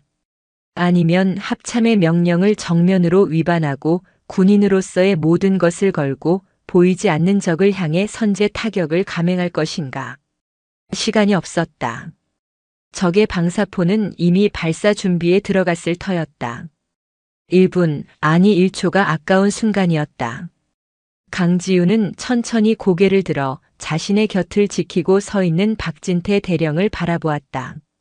그의 눈빛은 그 어느 때보다도 굳건했다.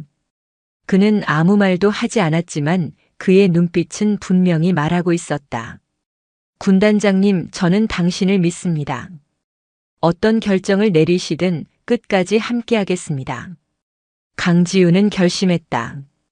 그녀는 자신의 군복에 달린 태극기와 북진 선봉부대의 마크를 한번 쓸어보았다.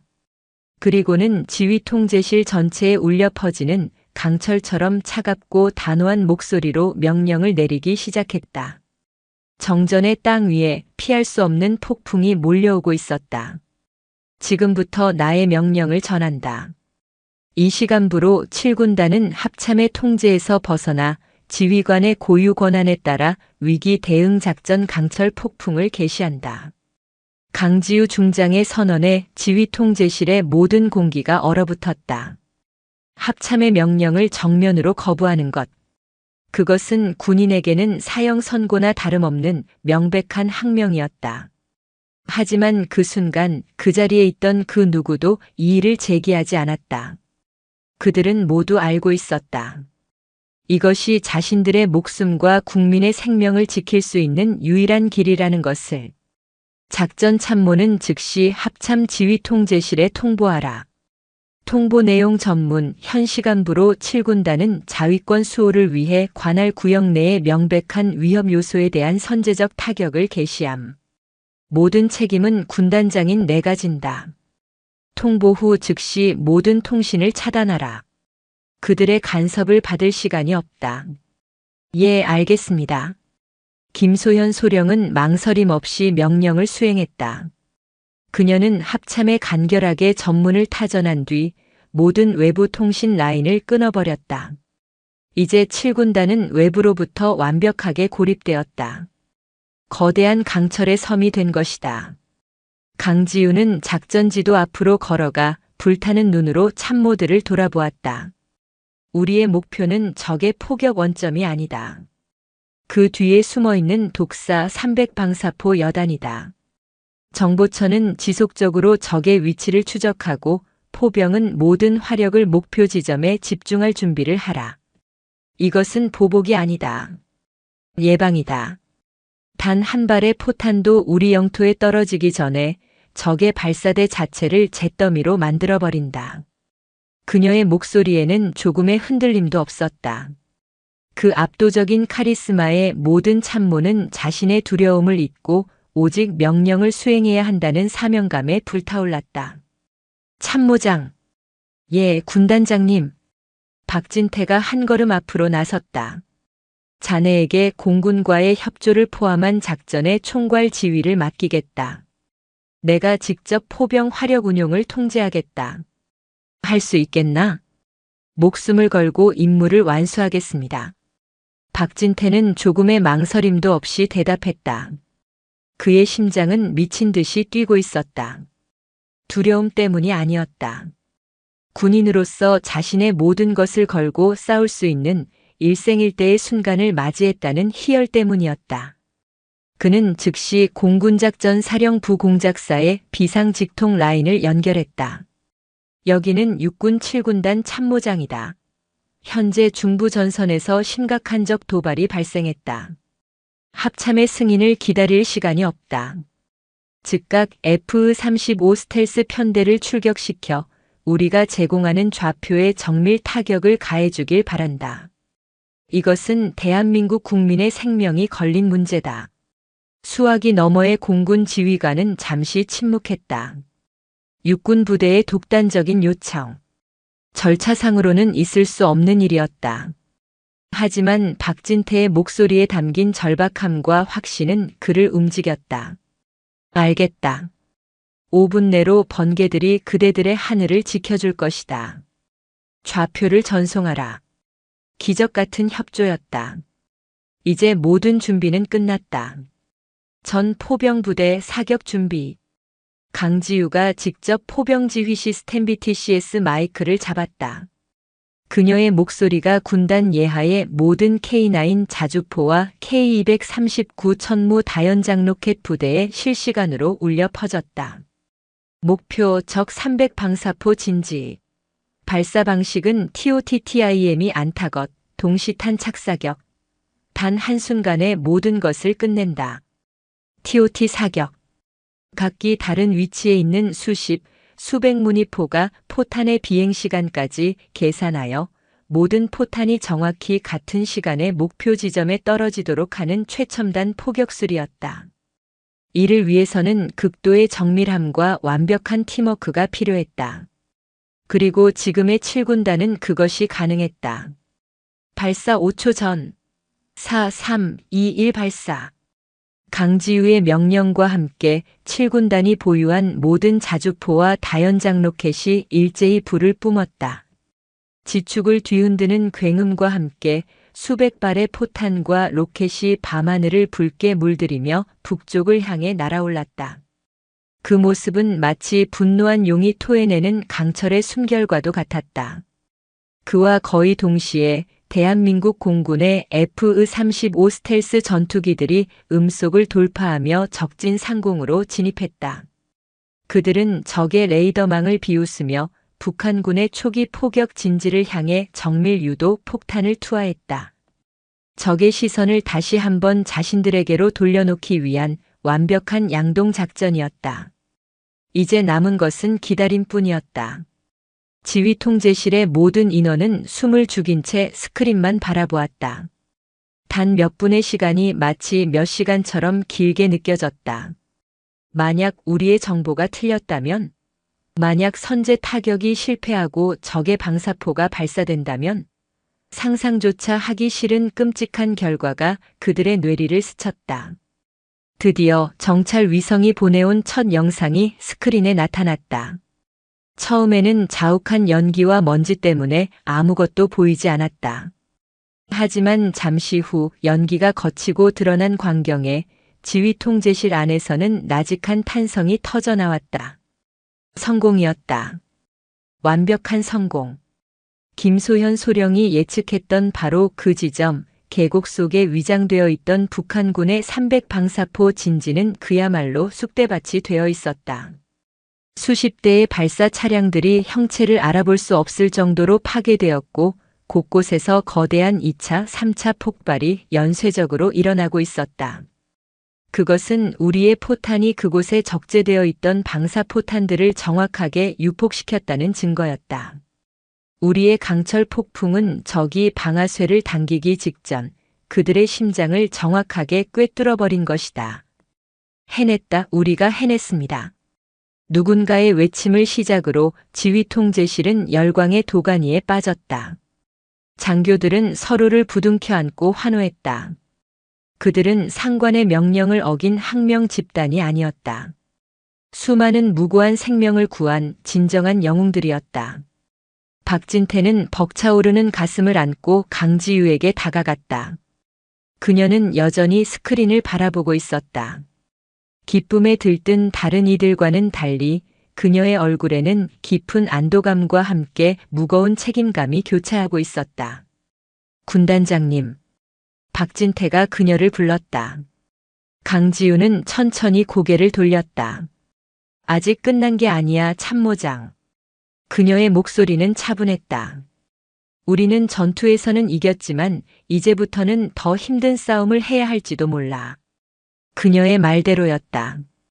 군사적 위기는 넘겼지만 그녀의 항명에 대한 정치적, 군사적 후폭풍은 이제 막 시작되고 있었다. 하지만 그 순간 지휘통제실에 있는 그 누구도 미래를 걱정하지 않았다. 그들은 자신들의 선택이 옳았음을, 그리고 그 선택의 중심에 강지유라는 위대한 지휘관이 있었음을 자랑스럽게 생각할 뿐이었다. 결단의 시간은 끝났다. 이제 남은 것은 그 결단의 무게를 함께 짊어지는 것이었다. 7군단의 선제 타격이 성공했다는 소식이 알려지자 북한은 언제 그랬냐는 듯이 입을 굳게 닫았다. 추가 도발은 없었다. 하지만 대한민국은 발칵 뒤집혔다. 국방부와 합참은 전례 없는 항명 사태에 경악했고 청와대는 격노했다. 당장 강지우 중장을 직위 해제하고 긴급 체포하여 이적 행위에 대해 조사하라는 대통령의 엄명이 떨어졌다. 얼마 지나지 않아 합참의 작전본부장인 이강석 대장이 이끄는 특별조사단이 헬기를 타고 7군단 사령부에 도착했다. 훈련 때 강지우를 못마땅하게 여겼던 바로 그였다. 그의 얼굴은 분노로 시뻘겋게 달아올라 있었다. 그는 도착하자마자 강지우의 지휘권을 박탈하고 군단장 집무실에 그녀를 사실상 감금했다. 강지우 중장, 당신이 무슨 짓을 저질렀는지 알고 있나? 당신의 독단적인 판단 하나 때문에 대한민국은 지금 전쟁 직전까지 갔었어. 당신은 군인으로서뿐만 아니라 국민의 한 사람으로서도 용서받을 수 없는 죄를 저지른 거야. 조사단장인 이강석 대장은 강지우에게 온갖 비난을 퍼부었다. 하지만 강지우는 조금도 위축되지 않고 담담한 표정으로 그를 마주했다. 저는 군인으로서 제게 주어진 가장 신성한 책무를 다했을 뿐입니다. 제 부하들의 목숨과 우리 국민의 생명을 지키는 것. 그것이 저의 첫 번째 임무입니다. 만약 같은 상황이 다시 온다고 해도 저는 똑같은 결정을 내릴 것입니다. 그녀의 당당한 태도에 이강석 대장은 더욱 화를 냈지만 논리적으로 그녀를 반박할 수는 없었다. 조사는 7군단의 모든 참모를 대상으로 확대되었다. 조사단은 그들을 한 명씩 불러 강지우의 명령이 얼마나 부당했는지, 그리고 그 과정에서 어떤 강압이 있었는지를 집요하게 캐물었다. 그들의 의도는 명백했다. 모든 책임을 강지우 한 사람에게 뒤집어 씌우고 나머지 참모들은 어쩔 수 없이 명령에 따른 피해자로 만들어 사건을 축소하려는 것이었다. 조사단의 칼날은 곧 박진태 대령에게로 향했다. 그는 이번 사태의 2인자이자 강지우의 오른팔이었다. 조사단은 그에게 회유와 협박을 번갈아가며 사용했다. 박 대령, 자네는 이번 일과 직접적인 관련이 없다는 걸 우리도 잘 알고 있네. 강지우 중장의 독단적인 명령에 어쩔 수 없이 따랐을 뿐이겠지. 지금이라도 모든 사실을 털어놓고 강 중장의 과오를 증언한다면 자네의 군 생활은 우리가 책임지고 보장해주겠네. 자네도 이제 곧 별을 달아야지 안 그런가? 이강석 대장의 달콤한 제안이었다. 박진태가 강지우를 배신하고 그녀에게 불리한 증언을 한다면 그는 모든 책임에서 벗어나 그토록 원하던 장군으로 진급할 수도 있었다. 그의 마음속에 잠시 갈등이 스쳐 지나갔다. 하지만 그의 뇌리에 커피를 뒤집어 쓰고도 당당함을 잃지 않았던 강지우의 첫 모습, 그리고 자신을 용서하고 파트너로 인정해 주었던 그녀의 미소, 마지막으로 수많은 생명을 구하기 위해 자신의 모든 것을 걸었던 그녀의 결단이 파노라마처럼 스쳐 지나갔다. 박진태는 자리에서 벌떡 일어났다. 그리고는 조사단 테이블 앞에 버티고 서서 자신의 군 생활을 통틀어 가장 우렁차고 단호한 목소리로 외쳤다. 저는 상관의 부당한 명령에 어쩔 수 없이 따른 것이 아닙니다. 그의 말에 조사단의 분위기가 싸늘해졌다. 저는 제 지휘관인 강지우 군단장님의 판단을 전적으로 신뢰했고 그분의 명령이 대한민국을 구하는 가장 올바른 길이라 확신했습니다. 따라서 저는 단순한 명령 이행자가 아니라 이번 강철 폭풍 작전의 자랑스러운 공범이자 공동 책임자입니다. 그는 잠시 숨을 골랐다. 그의 눈빛은 불타고 있었다.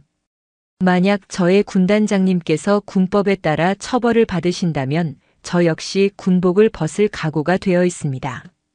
저에게 회유와 협박은 통하지 않습니다. 저는 북진선봉부대의 참모장으로서 저의 지휘관과 끝까지 함께할 것입니다. 이상입니다. 박진태의 사자 후에 이강석 대장을 비롯한 조사단은 할 말을 잃었다. 한 사람을 무너뜨리기 위해 시작한 조사가 오히려 그 사람을 중심으로 7군단 전체가 강철처럼 뭉치게 만드는 결과를 낳고 만 것이다. 조사가 교착 상태에 빠져 있던 바로 그때 조사실 문이 벌컥 열리며 합참의 정보장교 한 명이 헐레벌떡 뛰어들어왔다. 그의 손에는 1급 군사기밀 도장이 찍힌 붉은색 서류 봉투가 들려 있었다. 조사단장님, 방금 청와대와 국정원에서 내려온 긴급 첩보 보고입니다. 이강석 대장은 의아한 표정으로 봉투를 받아들었다. 봉투 안에는 여러 장의 위성 사진과 동맹국 정보기관이 제공한 인간정보의 CUMINT 보고서가 들어 있었다. 보고서의 내용을 읽어내려가는 이강석 대장의 얼굴이 점차 하얗게 질리기 시작했다. 보고서의 내용은 충격적이었다.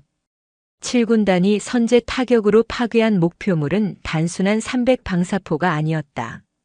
그곳에는 북한이 극비리에 개발한 신형 전술탄 도미사일과 인근 도시 전체를 마비시킬 수 있는 강력한 EMP 탄두까지 함께 적재되어 있었다.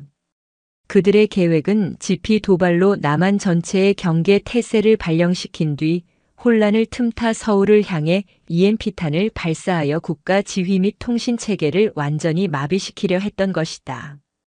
강지우의 선제 타격은 대한민국의 심장을 노린 북한의 끔찍한 음모를 사전에 분쇄해버린 그야말로 구국의 결단이었던 것이다. 모든 진실이 밝혀진 순간이었다. 이강석 대장은 떨리는 손으로 보고서를 내려놓았다. 그는 자리에서 일어나 굳은 표정으로 조사실을 나갔다. 그리고는 강지우가 감금되어 있는 군단장 집무실로 향했다. 문이 열리고 두 사람은 말없이 서로를 마주보았다. 잠시의 침묵 끝에 이강석 대장은 강지우를 향해 꼿꼿하게 허리를 세우고 자신의 군 생활을 통틀어 가장 절도 있고 예의 바른 동작으로 거수경례를 붙였다. 군단장님. 그는 더 이상 강지우를 중장이라고 부르지 않았다.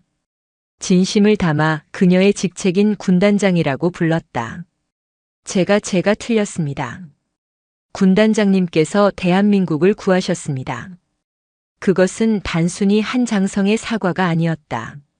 낡은 관행과 편견에 사로잡혀 있던 구시대의 군이 실력과 결단으로 새로운 시대를 연 진정한 영웅에게 보내는 최대의 경의이자 항복 선언이었다.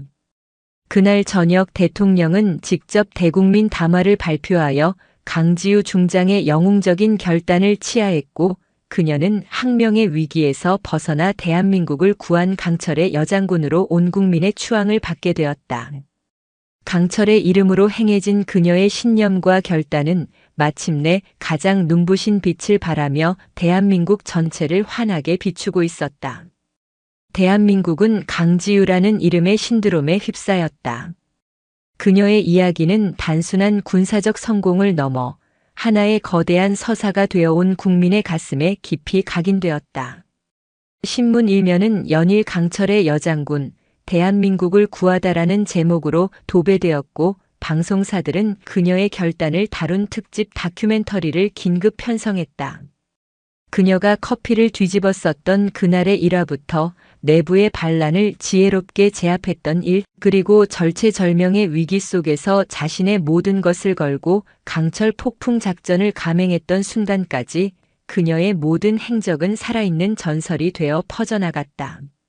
정치권과 군 수뇌부의 분위기도 완전히 반전되었다. 불과 며칠 전까지만 해도 그녀를 항명을 저지른 범죄자로 몰아세웠던 이들은 이제 누가 먼저랄 것도 없이 그녀의 해안과 용기를 칭송하기에 바빴다.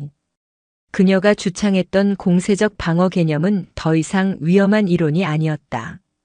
육군사관학교와 각급 부대에서는 이를 새로운 시대의 핵심 군사 전략으로 채택하여 연구하기 시작했고, 대한민국의 국방 정책은 거대한 패러다임의 전환을 맞이하고 있었다. 한 사람의 굳건한 신념이 거대한 군 전체를, 나아가 국가의 안보 전략 전체를 바꾸어 놓은 것이다. 폭풍 같은 시간이 지나고 7군단 사령부가 있는 이천의 기지에는 다시 일상이 찾아왔다. 하지만 그 일상은 결코 예전과 같지 않았다. 장병들의 눈빛에는 이전에는 볼 수 없었던 깊은 자부심과 확신이 서려 있었다. 그들은 이제 자신들이 역사의 한 페이지를 장식한 부대의 일원이라는 사실에 가슴 벅찬 긍지를 느끼고 있었다. 어느 맑은 가을날 오후, 강지우는 모든 사건이 시작되었던 바로 그 장교 휴게실의 창가에 서 있었다.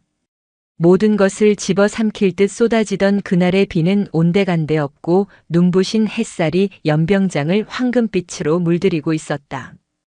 그녀는 따뜻한 햇살을 받으며 조용히 눈을 감았다. 지난 몇 달간의 시간이 주마등처럼 스쳐 지나갔다. 모욕과 멸시로 시작되었던 첫 만남, 불신과 반목으로 가득했던 나날들, 그리고 마침내 생사를 함께하며 하나의 강철로 뭉쳐졌던 순간들까지. 군단장님. 나직한 목소리에 그녀가 눈을 떴다. 박진태 대령이 어느새 그녀의 곁으로 다가와 있었다. 그의 손에는 김이 모락모락 피어오르는 머그잔 2개가 들려 있었다. 잠시 쉬고 계신 줄 알았습니다. 참모장이야말로 잠시 숨 좀 돌려야지. 청와대와 합참에 제출할 보고서 준비 때문에 며칠 밤을 새운 걸로 아는데. 강지우의 말에 박진태는 희미하게 웃으며 손에 들고 있던 머그잔 하나를 그녀에게 조심스럽게 건넸다. 짙고 구수한 커피 향이 코끝을 간지렸다. 군단장님, 제가 전에 빚진 커피입니다. 그는 잠시 말을 멈추고 강지우의 눈을 똑바로 바라보았다. 그의 눈빛에는 수많은 감정이 담겨 있었다. 부끄러움, 미안함, 그리고 깊이를 알 수 없는 존경과 감사함. 이번에는 제대로 제 손으로 직접 탔습니다. 그때처럼 진하고 달게 만들었는데 입에 맞으실지 모르겠습니다. 그 순간 강지우는 자신도 모르게 웃음을 터뜨렸다. 얼음장 같던 그녀의 얼굴에 봄눈 녹듯 환한 미소가 피어났다. 그녀는 그가 건넨 머그잔을 받아들었다. 따뜻한 온기가 손바닥을 통해 심장까지 전해지는 듯 했다. 고맙소, 참모장. 아주 맛있을 것 같군. 두 사람은 한동안 말없이 나란히 서서 커피를 마셨다. 휴게실 안에는 커피 향과 함께 그 어떤 말로도 표현할 수 없는 깊은 신뢰와 동지애가 조용히 흘렀다. 수많은 갈등과 오해의 상처는 아직 남아있을지 몰라도 그 상처를 통해 그들은 서로에게 세상 누구보다도 굳건한 파트너가 되어 있었다. 며칠 후 청와대 영빈관에서는 이번 북한의 도발을 성공적으로 막아낸 유공자들에 대한 훈장 수여식이 거행되었다. 대한민국의 모든 언론이 집중하는 가운데 대통령은 강지우 중장의 가슴에 최고 무공훈장인 태극무공훈장을 직접 달아주었다. 카메라 플래시가 쉴 새 없이 터졌지만 강지우는 담담한 표정으로 대통령을 마주할 뿐이었다. 그녀에 이어 목숨을 걸고 적진에 침투했던 특임대대원들과 신속하고 정확한 정보 분석으로 결정적인 공을 세운 김소연 소령에게도 훈장이 수여되었다. 김소연은 감격에 겨워 눈물을 흘렸고 강지우는 그런 그녀의 어깨를 조용히 두드려 주었다. 훈장 수여식이 거의 끝나갈 무렵 대통령은 예정에 없던 특별 발표를 시작했다. 그리고 오늘 우리는 국가 안보에 혁혁한 공을 세웠을 뿐만 아니라 진정한 군인 정신과 충성심이 무엇인지를 몸소 보여준 또 한 명의 영웅을 이 자리에서 치하하고자 합니다. 모두의 시선이 집중된 가운데 대통령이 호명한 이름은 바로 육군 대령 박진태였다. 박진태는 깜짝 놀라 고개를 들었다. 정부는 이번 위기 상황에서 탁월한 지휘 능력과 살신성인의 자세로 자신의 지휘관을 보좌하고 조국을 위기에서 구해낸 박진태 대령의 공을 높이 쌓아 그를 준장으로 진급시키기로 결정하였습니다. 진급 신고를 해주시기 바랍니다. 장내가 우레와 같은 박수 소리로 가득 찼다. 박진태는 자신의 귀를 의심했다. 준장. 그가 평생을 꿈꿔왔지만 이제는 영원히 닿을 수 없을 것이라 포기했던 바로 그 계급이었다. 그의 눈시울이 뜨거워졌다. 그는 비틀거리는 걸음으로 단상 앞으로 나아가 떨리는 목소리로 진급 신고를 했다. 충성. 신고합니다. 준장 박진태. 대통령이 그의 어깨에 반짝이는 별 하나를 직접 달아주었다. 그는 더 이상 불만과 패배감에 찌들어 있던 만년 대령이 아니었다. 그는 시련을 이겨내고 스스로의 명예를 되찾은 자랑스러운 대한민국의 장군이었다. 그는 눈물 어린 눈으로 객석에 앉아있는 강지우를 바라보았다. 강지우는 그를 향해 조용히 고개를 끄덕이며 진심 어린 축하의 미소를 보내고 있었다. 박진태는 알고 있었다. 자신의 진급 뒤에는 강지우의 강력한 추천과 보증이 있었다는 사실을. 그녀는 자신을 모욕했던 부하의 과오를 용서하는 것을 넘어 그의 명예까지도 완벽하게 되찾아준 것이다. 모든 공식 행사가 끝나고 다시 부대로 복귀하는 날. 기지 정문에서는 7군단의 새로운 출발을 알리는 조촐한 행사가 열리고 있었다. 준장 계급장을 막 가슴에 단 박진태가 합참회의에 참석하기 위해 막사를 나서는 강지우를 배웅했다. 다녀오십시오, 군단장님. 이제 그의 경내에는 한치의 흐트러짐도 없었다. 부대는 걱정하지 마시오, 준장. 그대가 있으니 내 마음이 든든하군. 강지우는 박진태의 어깨를 툭 치며 차에 올랐다. 그녀를 태운 차가 멀어져 가는 모습을 보며 박진태는 조용히 돌아서서 연병장을 바라보았다. 연병장 너머 훈련장에서는 K2 전차들이 굉음을 내며 그들이 피와 땀으로 완성시킨 공세적 방어 전술을 연마하고 있었다. 박진태는 문득 막사 유리창에 비친 자신의 모습을 보았다. 그곳에는 더 이상 과거에 편협하고 오만했던 남자는 없었다. 자신의 한계를 깨닫고 진정한 리더를 만나 변화하고 성장한, 그리고 마침내 어깨 위에 빛나는 별을 단 한 명의 진짜 군인이 서 있었다. 진정한 강함은 계급이나 성별 혹은 낡은 전통에서 나오는 것이 아니었다. 그것은 자신의 과오를 인정하는 용기, 새로운 것을 배우려는 겸손함, 그리고 무엇보다 소중한 것을 지키기 위해 자신의 모든 것을 내던질 수 있는 결단력에서 비롯되는 것임을 그는 이제야 깨달았다. 강지우라는 강철은 박진태라는 무쇠를 두드려 함께 강해졌고, 그렇게 단련된 북진선봉부대는 이제 그 이름에 걸맞은 역사를 새로 쓰고 있었다. 강철은 강철의 이름으로 스스로를 증명했고, 북진의 창끝은 이제 그 어느 때보다도 날카롭고 서늘하게 빛나고 있었다. 그리고 그 위대한 역사의 시작은 아이러니하게도 잘못 배달된 한 잔의 커피에서부터 비롯되고 있었다.